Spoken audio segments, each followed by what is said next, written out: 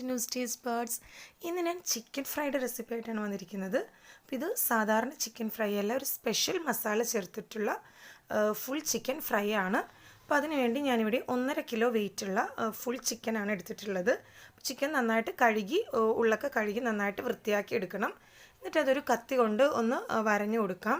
ഇത് മാരിനേറ്റ് ചെയ്യാൻ വേണ്ടിയാണ്. അപ്പോൾ അതിന് മുമ്പ് ഇങ്ങനെ കത്തി കൊണ്ട് വരയുന്നതെന്ന് വെച്ചാൽ മസാലയൊക്കെ ശരിക്കും ആ ചിക്കനിൽ പിടിച്ച് കിട്ടാൻ വേണ്ടിയാണ്. അപ്പോൾ എല്ലാ ഭാഗത്തേക്കും ഒന്ന് വരഞ്ഞെടുക്കുക. എന്നിട്ട് ഇതൊന്നുകൂടെ ഒന്ന് കഴുകിയെടുക്കണം. കാര്യം വരയുമ്പോൾ ചിലപ്പോൾ ബ്ലഡിൻ്റെ അംശമൊക്കെ ഉണ്ടാവും. അപ്പോൾ ഒന്നുകൂടെ കഴുകി വൃത്തിയാക്കി എടുക്കുക. ഇനി നമുക്കതിൻ്റെ മസാല തയ്യാറാക്കാം. അപ്പോൾ അതിന് വേണ്ടി ഒരു മിക്സിയുടെ ജാറിലേക്ക് ഒരു തക്കാളി ഒരു ചെറിയ വലുപ്പത്തിലൊന്ന് അരഞ്ഞെടുത്തത്, പിന്നെ ഒരു സവാള, 4 പച്ചമുളക്. ഇത് നമുക്ക് മസാല അരച്ചെടുക്കാൻ വേണ്ടിയിട്ടുള്ളതാണ്. ഇതിലേക്ക് 1 table spoon ginger garlic paste ചേർത്ത് കൊടുക്കാം. ഇനി ജിഞ്ചർ ഗാർലിക് പേസ്റ്റ് ഇല്ലെങ്കിൽ ഒരു ചെറിയ പീസ് ഇഞ്ചിയും ഒരു 5-6 പീസ് വെളുത്തുള്ളിയും കൂടെ ചേർത്ത് കൊടുത്താലും മതി. അപ്പോൾ എന്തായാലും നമുക്ക് അരച്ചെടുക്കാനുള്ളതാണല്ലോ. ഇനി ഇതിലേക്ക് 2 ടീസ്പൂൺ കുരുമുളക് പൊടി ചേർത്ത് കൊടുക്കാം. പിന്നെ 1 ടീസ്പൂൺ ഗരം മസാല പൗഡർ.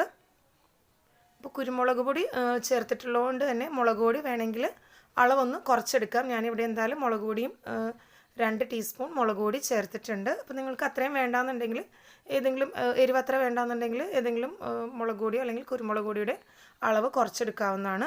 പിന്നെ ഒരു 1/2 ടീസ്പൂൺ മഞ്ഞൾപ്പൊടി ചേർത്ത് കൊടുക്കാം. 1/2 ടേബിൾ സ്പൂൺ ഉപ്പ് ചേർത്തിട്ടുണ്ട്.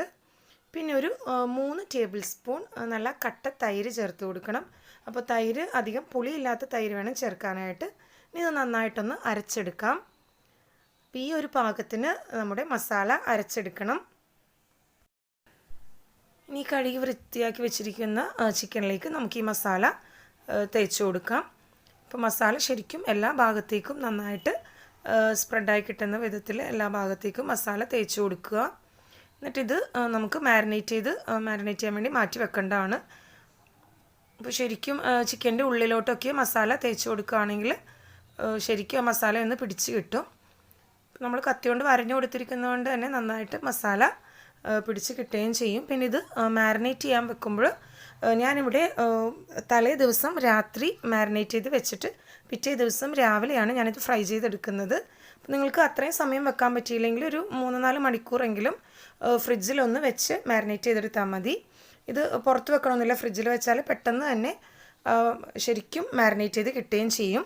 അപ്പോൾ ഇതൊരു 4 മണിക്കൂർ അല്ലെങ്കിൽ രാത്രി വെച്ചിട്ട് പിറ്റേ ദിവസത്തേക്ക് ആണെങ്കിലും എടുക്കാം. ഇതിപ്പോൾ ഞാൻ ഒരു രാത്രി മുഴുവനും ഫ്രിഡ്ജിൽ വെച്ച് മാരിനേറ്റ് ചെയ്തെടുത്തിട്ടുള്ളതാണ്. അപ്പോൾ ഇത് പിറ്റേ ദിവസം രാവിലെയാണ് ഞാനിപ്പോൾ ഈ ചിക്കൻ പുറത്തേക്ക് എടുത്തിട്ടുള്ളത്. അപ്പോൾ ഇതിൽ ശരിക്കും മസാലയൊക്കെ പിടിച്ച് വിട്ടിട്ടുണ്ട്. ഇനി അതിന് സൈഡിലുള്ള മസാലയൊക്കെ ഒന്നുകൂടെ നമുക്ക് ആ ചിക്കനിലേക്ക് ഒന്ന് തേച്ച് പിടിപ്പിച്ച് കൊടുക്കാം. അപ്പോൾ എല്ലാ ഭാഗത്തേക്കും നന്നായിട്ട് ആ മസാല ഒന്ന് സ്പ്രെഡ് ചെയ്ത് കൊടുക്കുക. അപ്പോൾ ഇങ്ങനെ ആകുമ്പോൾ തന്നെ ചിക്കൻ പെട്ടെന്ന് വെന്ത് കിട്ടുകയും ചെയ്യും. കാര്യം ആ തൈര് ശരിക്കും അതിൽ മാരിനേറ്റ് ചെയ്ത് കിട്ടുമ്പോൾ തന്നെ നല്ല സോഫ്റ്റായി കിട്ടുകയും ചെയ്യും നമ്മുടെ ചിക്കൻ. ഇനി നമുക്ക് ഒരു പാനിലേക്ക് ഫ്രൈ ചെയ്യാൻ ആവശ്യത്തിനുള്ള ഓയിൽ ഒഴിച്ചു കൊടുക്കാം. ഓയിൽ നന്നായിട്ട് ചൂടായതിന് ശേഷം നമ്മുടെ ചിക്കൻ ഇട്ട് ഫ്രൈ ചെയ്തെടുക്കാം. ഈ മസാല ഇങ്ങനെ തയ്യാറാക്കുന്നതുകൊണ്ട് തന്നെ നമ്മുടെ ചിക്കൻ നല്ല സോഫ്റ്റും നല്ല ജ്യൂസി ആയിട്ടുള്ള ചിക്കൻ പീസായിരിക്കുള്ളൂ. ഒരുപാട് മുറുക്കമൊന്നും ഇല്ലാതെ നല്ല ടേസ്റ്റി ആയിട്ടുള്ള ചിക്കൻ ഫ്രൈ റെസിപ്പിയാണിത്. അപ്പോൾ ഇതിന് കുറച്ച് നേരം കഴിയുമ്പോഴേക്ക് നമുക്കൊന്ന് മറിച്ചിട്ട് കൊടുക്കാം. അപ്പോൾ മറിച്ചിടുമ്പോഴും ശ്രദ്ധിക്കുക, ഒരു 2 ചട്ടകം കൊണ്ട് ഒന്ന് പിടിച്ചിട്ട് വേണം മറിച്ചിട്ട് കൊടുക്കാനായിട്ട്, അല്ലെങ്കിൽ ചിലപ്പോൾ കമിഴ്ന്ന് പോകാനും ചാൻസ് ഉണ്ട്. അപ്പോൾ ഇതിന് എല്ലാ സൈഡും ഇതേപോലെ തന്നെ നമുക്കൊന്ന് ഫ്രൈ ചെയ്തെടുക്കാം. പിന്നെ എണ്ണ ഇങ്ങനെ മുങ്ങി കിടക്കണം എന്നില്ല. ചിക്കൻ ഫ്രൈയിൽ എണ്ണ മുങ്ങി കിടക്കേണ്ട ആവശ്യമൊന്നുമില്ല. ഇതേപോലെ ഒന്ന് കുറച്ച് എണ്ണ മുകളിലേക്കൊന്ന് ഒഴിച്ചു കൊടുത്താലും മതി. പിന്നെ ഇതിൻ്റെ സൈഡ്സും ഒക്കെ ഒന്ന് ഫ്രൈ ചെയ്തെടുക്കണം.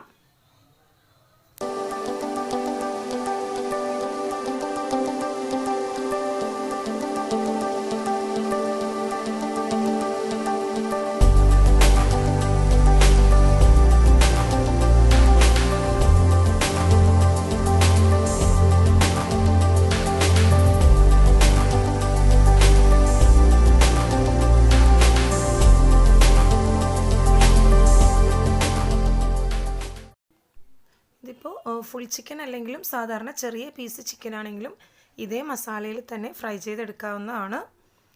ഇവിടെ കുട്ടികൾക്കൊക്കെ ഇങ്ങനെ ഫുൾ ചിക്കനായിട്ട് ഉണ്ടാക്കി കൊടുക്കുന്നത് വളരെ ഇഷ്ടമുള്ളതുകൊണ്ടാണ് ഞാനിവിടെ ഫുൾ ചിക്കൻ തന്നെ എടുത്തത്.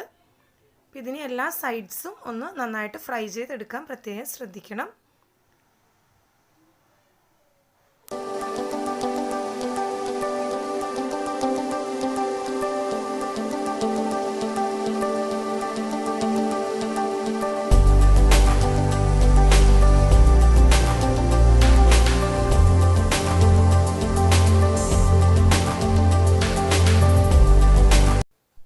നമ്മുടെ ഫുൾ ചിക്കൻ ഫ്രൈ ഇവിടെ തയ്യാറായി കഴിഞ്ഞു. ഇനി ഇതൊരു സെർവിങ് ഡിഷിലേക്ക് മാറ്റാം. അപ്പോൾ ഇതിന് മുമ്പ് ഞാൻ സ്റ്റഫ്ഡ് ചിക്കൻ ഫ്രൈ ചെയ്തിട്ടുണ്ടായിരുന്നു. ഈ ചിക്കൻ്റെ ഉള്ളിൽ മസാല നിറച്ചിട്ടുള്ള ചിക്കൻ ഫ്രൈ ഇതിന് മുമ്പ് ചെയ്തിട്ടുണ്ടായിരുന്നു. അപ്പോൾ അതിൻ്റെ റെസിപ്പി കണ്ടിട്ടില്ലാത്തവർ അതുകൂടെ കാണുക.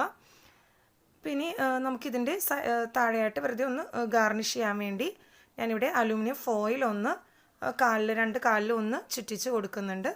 ഇതിപ്പോൾ അങ്ങനെ ചെയ്തില്ലെങ്കിലും കുഴപ്പമൊന്നുമില്ല. ഞാൻ ആ ഫോട്ടോക്ക് ഒരു ഭംഗി കിട്ടാൻ വേണ്ടി അങ്ങനെയൊക്കെ ചെയ്തിരിക്കുന്നു. പിന്നെ നമ്മൾ സെർവ് ചെയ്യുമ്പോഴാണെങ്കിലും ആ ഒരു വിളമ്പുമ്പോഴും ഒരു നല്ലൊരു ഭംഗി ഉണ്ടെങ്കിൽ കുറച്ചുകൂടെ നമ്മുടെ ചിക്കൻ ഫ്രൈ ടേസ്റ്റി ആയിരിക്കുള്ളൂ. അപ്പോൾ അതിന് വേണ്ടി ഒന്ന് ഗാർണിഷ് ചെയ്ത് കൊടുക്കാം.